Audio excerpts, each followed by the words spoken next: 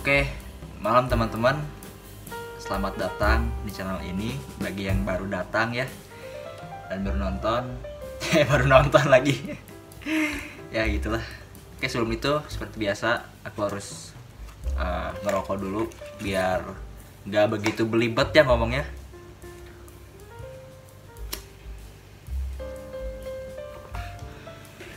Dan ya di sini aku pengen nyapa subscriber baru dan juga ngobrol lagi dan juga nyapa subscriber lama aku yang tahu perjuangan aku dari awal ya. Dan ya kita udah di tahun 2025. Akhirnya selamat datang dan alhamdulillah kita masih ada umur ya di tahun yang sekarang. Oke. Aku di sini pengen ngomong kayak ya, aku minta maaf banget. Mungkin teman-teman yang teman-teman subscriber lama aku gitu ya. Kalau konten-konten aku yang dulu itu benar-benar kontroversial ya, kayak bahas game bajakan, terus senggol sana sini.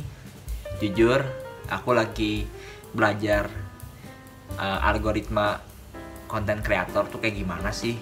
Jadi kayak biar naiknya itu harus kayak gimana, biar dapat subscriber banyak terus kayak gimana. Dan dari situ aku coba untuk praktekin untuk bikin konten yang kontroversial, di mana kontroversial ini ya khususnya di algoritma YouTube yang sekarang, konten kontroversial itu lebih cepat naiknya. Contohnya kayak jangan beli game bajakan, bla bla bla bla, kayak gitu ya. Dan ya aku juga banyak dapat hujatan juga. Ya itu udah hal yang ya udah gitu, hal yang wajar karena kan kontroversial. Nah, aku dari awal aku udah bilang sama diri aku dan udah komitmen kalau misalkan di sebelum 1000 subscriber ini, sebelum monet khususnya, aku emang bakal kayak sedikit kayak gitulah, kontroversial. Tapi kalau teman-teman lihat sendiri kontennya sebenarnya ya ada positifnya juga gitu, benar-benar positif, nggak negatif. Aku menyampaikan hal yang benar gitu. Maksudnya tuh ya kalau main game bajakan kan udah pasti ilegal gitu.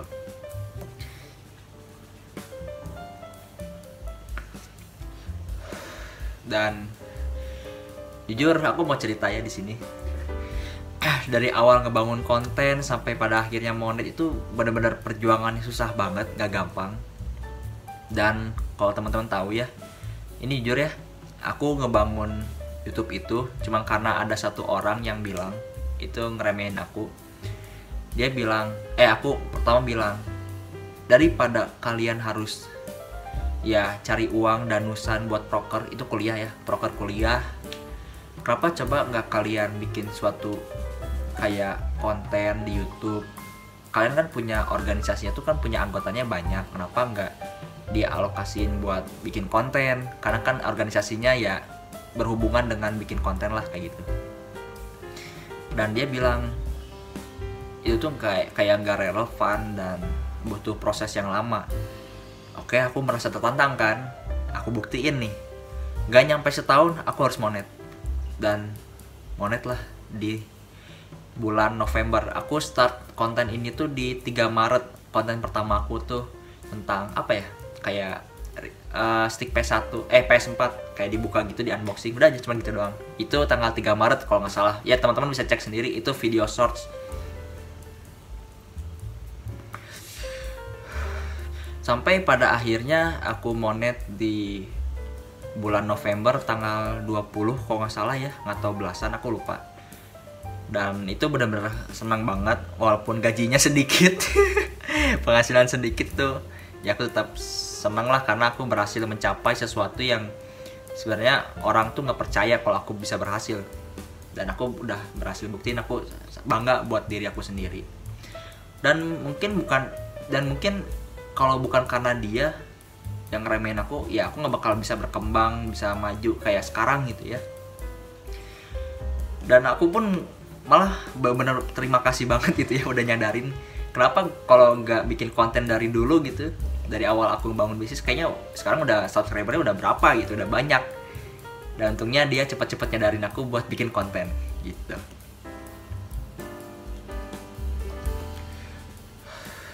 Dan selama aku bikin konten, kendala paling utamanya itu adalah ngehandle mood, ngekontrol mood. Itu susah banget, aku yakin di semua konten kreator di luar sana pasti ngerasain hal yang sama, di mana kalau mood hancur, video hancur. Kalau mood hancur juga, malas juga bikin video gitu. Bahkan kadang aku ya kayak kadang sehari 2 hari upload, terus seminggu enggak, gitu-gitu. Itu karena aku emang banyak masalah juga, dan aku lagi ngehandle mood aku biar tetap bagus lah di kamera buat kalian gitu ya, biar kalian gak kesedih juga gitu. Tapi dipikir-pikir juga kayak capek juga lama-lama. Jadi ya aku kalau sekarang ya di 1000 subscriber ini, ya emang ini dari dulu ya bakal terjadi, dan sekarang udah terjadi. Jadi si kontennya itu ya mungkin nggak bakal banyak kontroversial. Kayak ya udah, aku pengen positif aja sih, nggak mau gimana-gimana banget. Ya semoga aku bisa gitu terus ya. Aku pengen berusaha untuk senetral mungkin. Terus kayak di 1000 subscriber ini ya seterusnya, aku pengen bikin untuk personal branding. Jadi kayak biar kalian lebih kenal aku, kehidupan aku tuh kayak gimana sih yang dibalik kamera gitu ya. Makanya kalau teman-teman lihat konten-konten aku akhir-akhir ini kayak jarang sinematik, ya itu kecuali editor ya. Aku udah punya editor sekarang. Kecuali editor ya aku minta bikin sinematik gitu. Cuman kalau yang bikin aku sendiri, yang bikinan aku sendiri, yang upload sendiri itu emang jarang ada sinematik. Jadi kayak konten apa adanya, terus dikasih kayak musik biar nggak bosan gitu.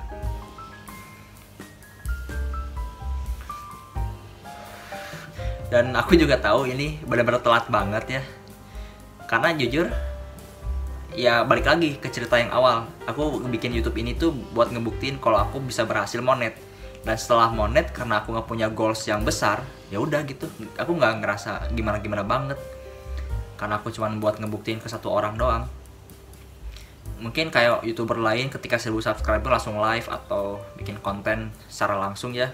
Dan beda dengan aku yang benar-benar telat banget. Ini udah 1163. Udah telat 163 orang tuh yang nonton, yang subscribe. Kayak gitu. Dan kalau ngomongin goals terbesar, akhirnya aku udah dapet. Aku pengen jadi influencer yang bisa ngebawa anak-anak aku, atau dalam kata lain subscriber aku, followers aku itu ke arah yang benar. Dimana hal yang benernya itu adalah ke bagian hal-hal yang positif, bukan yang negatif. Dimana ya aku nggak munafik, aku dulu juga seorang yang inilah bajingan lah, yang ya nakal gitu ya. Tapi ya aku pengen berkembang bersama dengan kalian, pengen dewasa bareng dengan kalian juga. Dan aku pengen kalian support dengan konten-konten aku yang mungkin bakal sederhana, kayak cuman vlog doang, vlog kuliah.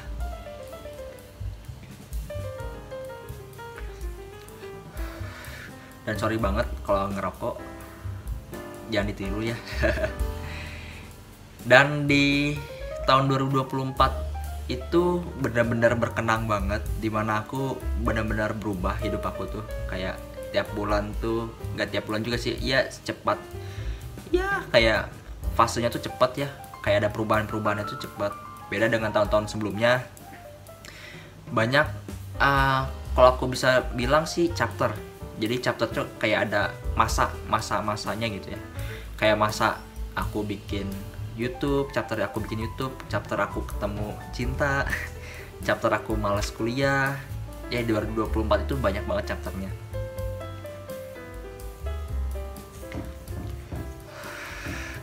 Dan 2024 kalau dibilang nyesel, enggak sama sekali.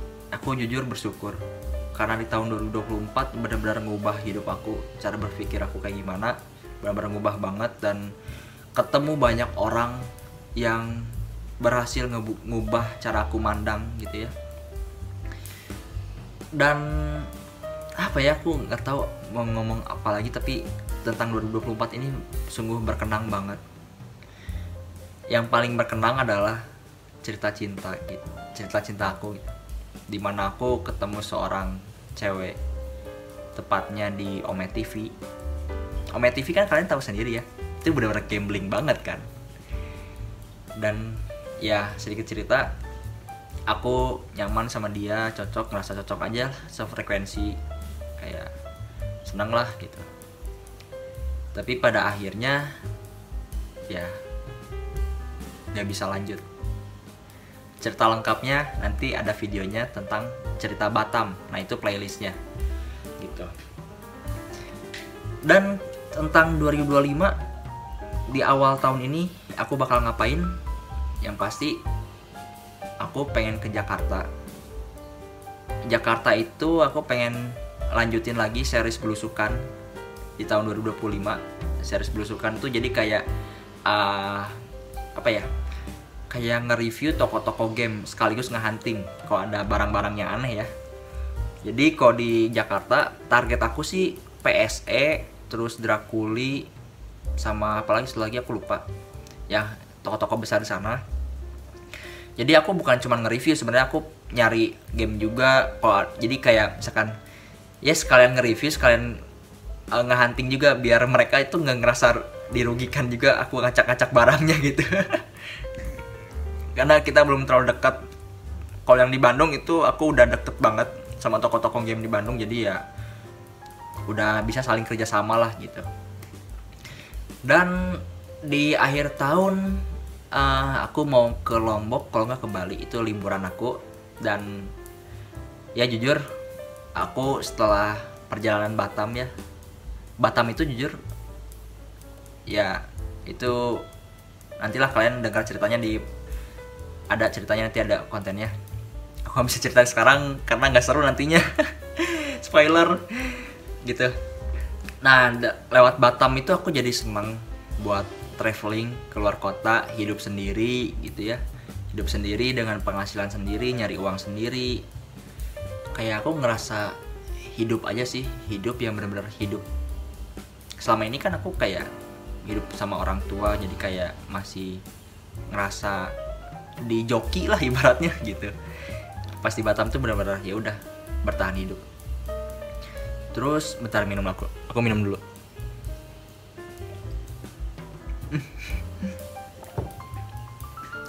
Ya, di Bali kalau nggak di Lombok, aku mau nyoba bertahan hidup di sana, dan aku pengen nyari kenalan juga ya. Ya kenalan yang benar-benar bisa ngebantu aku nyari sudut pandang baru juga kan. Karena kita jujur ya, kita tuh dalam mengambil sebuah keputusan, kita nggak bisa ngambil keputusan secara sepihak bagi aku ya. Karena itu suatu hal yang nggak bijak ya. Jadi ketika aku mau ngambil suatu keputusan, pasti aku pengen tanya dulu nih sama teman-teman aku yang lain, punya sudut pandang lain nggak? Aku kumpulin sudut pandangnya, terus menjadi suatu kesimpulan yang mendekati sempurna. Kalau misalkan aku ngambil keputusan aku sendiri sepihak gitu ya, tanpa aku tanya dulu gitu ke teman, bisa jadi keputusan aku tuh nggak benar-benar relevan gitu dan nggak bijak kayak gitu.